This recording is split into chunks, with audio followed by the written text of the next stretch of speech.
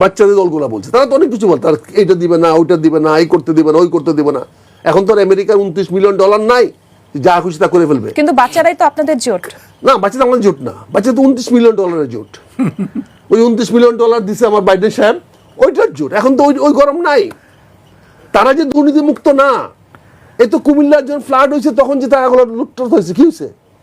এই যে সজীব মন্ত্রী থাকা অবস্থায় যে পরিমাণ দুর্নীতি করছে, আমার তো মনে হয় না মন্ত্রী রেকর্ড ক্রস করেছে।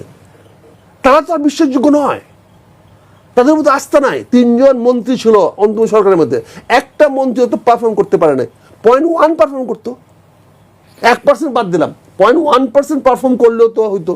স্থানীয় সরকার মন্ত্রী ছিল, ভেরি ইম্পর্টেন্ট যে একটা জেলা পরিষদকে সে বা একটা সিটি কর্পোরেশনকে সে করতে পারতো। সে শাহাদাতকে সে ইলেক্টেড ফেল করা লোক, তাকে ডিক্লেয়ার করে তাকে তার বিরুদ্ধে অ্যাপিল পর্যন্ত করলো না, তাকে শাহাদাতকে বসায় দিয়েছে চিটাগাংয়ে। আবার একই জিনিস ঢাকা দিলেন না, ঢাকা ইসলাত পাস করা সেখানে নাই, তাকে দিলেন না। হাইকোর্ট রুল দিল না। তাহলে এই যে ম্যাসাকার করছে, ম্যাসাকার করে প্রমাণ হয়েছে কি এইটা ইয়ট যে আজকে যে ইয়তরা আছে তারা আমাদের বাংলাদেশের অল্টারনেটিভ নয়, তারা হলো ওই $29 মিলিয়ন ভাড়াটিয়া। আমাদের নতুন প্রজন্ম তৈরি করতে হবে, নতুন লোক তৈরি করতে হবে।